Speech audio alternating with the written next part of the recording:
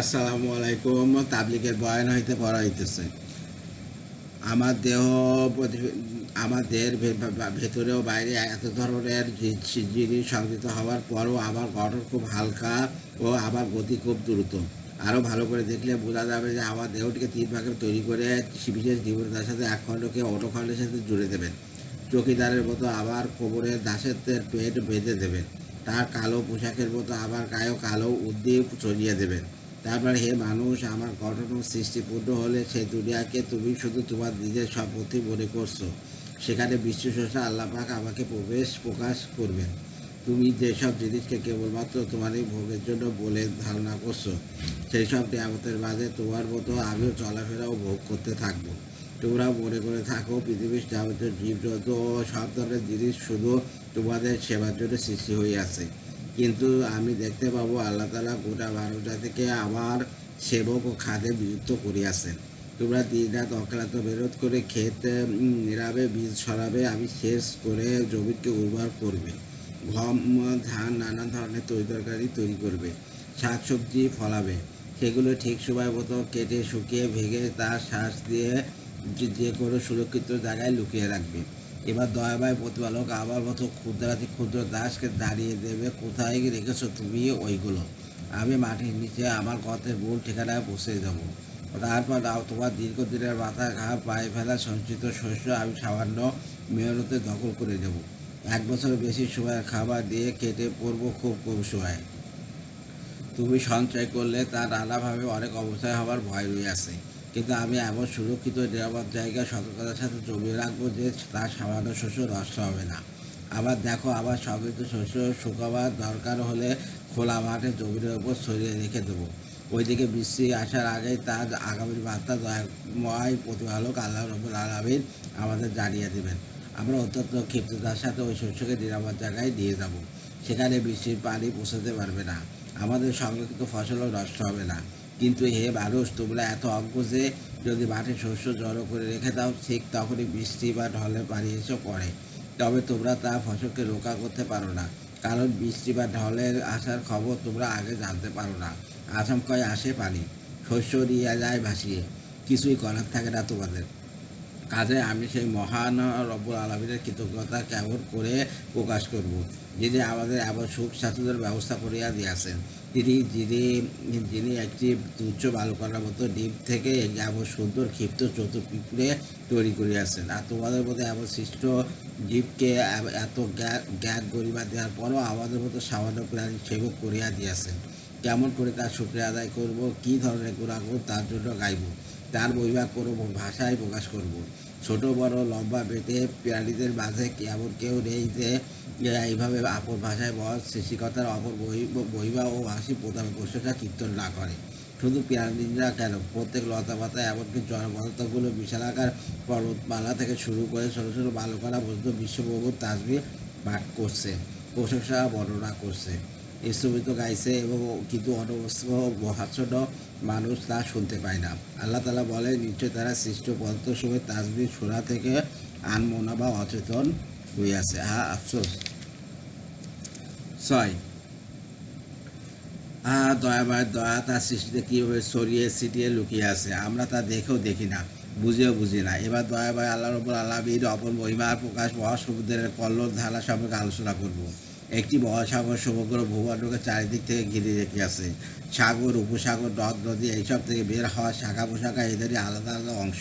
সেই মহাসাগরের মাঝখানে স্থলভাগের দৃষ্টান্ত ঠিক তেমন, যেমন যমুনের উপর মাঝে সাজে কতগুলো আস্তাবল। পৃথিবীর জল যেমন স্থলের চেয়ে আয়তনে বড়, তেমনি জলভাগের সৃষ্টি নৈপুণ্য, তার মাঝে বিচিত্র ব্যাপার আর বিস্ময়কর জিনিসগুলো স্থলের চেয়েও বেশি। এর কারণ এই যে যত ধরনের জীব জানোয়ার ও অন্যান্য জিনিস মাটিতে আছে, তাদের উপমা জলের ভেতর তো রইয়াছে। তাছাড়া এমন কিছু বিশেষ ধরনের জীব জানোয়ার সেখানে রইয়াছে যে যার নজির স্থলে নেই। সেই জলজ জানোয়ার ও জিনিসগুলো আকার আকৃতি আলাদা, কিন্তু জলজ প্রাণী এত ছোট যে খালি চোখে দেখাই যায় না। আবার কিছু জানোয়ার এত বিশাল যে সামুদ্রিক জাহাজ তার পিঠে ঠেকলে আরোহীরা মনে করে চড়াই ঠেকেছে, যাত্রীরা স্থল মনে করে তার ওপর নেমে পড়ে। চলাফেরা করে, ছোটাছুটি করে, এমনকি রান্নার কাজ শুরু করে দেয়। কয়েকদিন চলে যায়, হঠাৎ একদিন গড়ে ওঠে দ্বীপ। বিষয় ঘোর কেড়ে যেতে শুরু করে ছোটাছুটি। প্রাণ ভয়ে ভীত আতঙ্কিত মানুষ। সাগরের জলে তোলপাড় তুলে অদৃশ্য হয়ে যায় বিশাল জলজ প্রাণী। এইসব নিয়ে রচনা হইয়াছে অনেক বইপত্র। তার বিবরণ এত অল্প সময়ে দেওয়া সম্ভব নয়। ভেবে দেখুন তো, সুনিপুণ স্রষ্টা আল্লাহ তাআলা সাগরের অতলে অতলে একরকম জীবন সৃষ্টি করিয়াছেন। তাদের উপরে খরচকে ঝিনুক বলে। আল্লাহ তাআলা তার মনে কখন বৃষ্টি হবে তার সময় বোঝার জ্ঞান দিয়েছেন। বৃষ্টি বিন্দু পেটে ধারণ করে নেবার জন্য তার মনের মাঝে সংবাদ দিয়ে দেন। বৃষ্টি শুরু হবে অনুভব করতে পারলে ওরা সমুদ্রের লোনা পানির গভীর তলা থেকে সাগরের কিনারে এসে হাজির হয়। বৃষ্টির মিষ্টি পানি বিন্দু পেটের ভেতর নেওয়ার জন্য উপরের দিকে মুখ খুলে পড়ে থাকে। কয়েক বিন্দু বৃষ্টির মিষ্টি পানি তার পেটে পড়লে মুখ বন্ধ করে ফেলে। সেই বৃষ্টি বিন্দুকে শুক্রের মতো গর্ভে ধারণ করে মায়ের মতো সযত্নে রক্ষা করে। ঝিনুকের ভেতরে সেই বৃষ্টি বিন্দুকেই আল্লাহ তাআলা অবশেষে মহামূল্যবান মুক্তায় পরিণত করেন। অবশ্য ঝিনুকের পেটে বৃষ্টি বিন্দু মুক্তায় পরিণত হতে অনেক সময় নেয়। তাদের কোনোটা ছোট, কোনোটা বড়। সমুদ্রের অতল তলায় ডুবুরি নামিয়ে সেই মুক্তা আহরণ করা হয়। তা দিয়ে তৈরি নানা ধরনের অলঙ্কার শরীরের শোভা বাড়ায়। তৈরি হয় সুখ শান্তির নানা উপকরণ। মহান রব্বুল আলামিন লাল রঙের পাথর দিয়ে সাগরের তলায় তৈরি করেন বৃক্ষ। আসলে এই গাছটি কোনো উদ্ভিদ নয়, তবে তার আকৃতি ও প্রকৃতি বৃক্ষের মতোই। এই পাথরের গাছটি আসলে মারজান অর্থাৎ বা প্রবাল। ওই প্রবাল বৃক্ষ থেকে ছুঁড়ে দেওয়া এক ধরনের ফেনাকে বলে আম্বর। ঢেউয়ের মাথায় বয়ে এনে এই ফেনা জমা হয় তীরে। সাগরের বুকে চলে জাহাজ ও নৌকা। আল্লাহ রব্বুল আলামিন মানুষকে দিয়েছেন বুদ্ধি। তারই জোরে সে শিখিয়াছে জাহাজ ও নৌকা তৈরির কৌশল। মাল আসবাব ও যাত্রীদের নিয়ে সে ভেসে থাকে পানির উপর।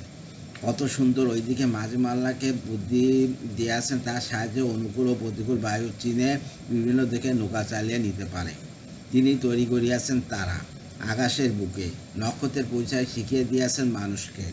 মহাসমুদ্রের কূল নেই, কিনারা নাই, চারিদিকে শুধু পানি আর পানি। এমন সময় নাবিক দিক চিনে নেয় নক্ষত্র দেখে, সঠিক পথে চালিয়ে নেয় নৌকা। এটা সবচেয়ে বেশি বিস্ময়কর ব্যাপার। এবার আসি পানির আকৃতি অবস্থার দিকে। বিস্ময়ে হতবাক হতে হয়। পানি তরল ও স্বচ্ছ, অংশগুলি জোড়া পরস্পর মিলিত। পানির আরেক নাম জীবন। মানুষ যখন পিপাসার্ত হয়ে একটু পানির মুখাপেক্ষী হয়, ঠিক তখন যদি কোথাও পানি খুঁজে না পাওয়া যায়, তো সেই মুহূর্তে একটু পানির জন্য সব কিছু বিলে দিতে দ্বিধা করে না। আবার দেখুন, যদি এক অঞ্জলি পরিমাণ পানি মুক্তাশয়ের ভেতরে আটকে যায়, তা বের করে ফেলার জন্য হাতের সব ধন দৌলত খরচ করে ফেলতে তৈরি হইয়া যায়। মোট কথা, পানি ও সমুদ্রের অবাক করা ও বিচিত্র ব্যাপারের সীমা নেই।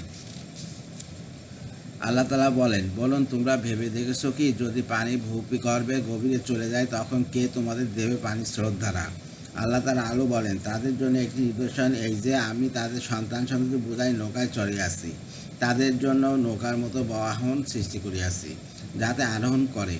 আমি ইচ্ছা করলে তাদেরকে ডুবিয়ে দিতে পারি। তখন তাদের জন্য কোনো সাহায্যকারী নেই এবং তারাও মুক্তি পাবে না। বায়ুমণ্ডল একটি ঢেউয়ের সমুদ্র বিশেষ। বাতাসের ঢেউগুলো সাগরের কলর ধারার মতো বয়ে যাচ্ছে অবিরাম। বাতাস এমন সূক্ষ্ম পদার্থ যে তাকে দেখতে পাওয়া যায় না, আবার এমন স্বচ্ছ যে তার ভেতর দিয়ে অপর থেকে কোনো বস্তুকে দেখতে কোনো অসুবিধা নেই। সেই বায়ু সারাক্ষণ আমার প্রাণের কারণ। পানাহার আমাদের দেহের খোরাক।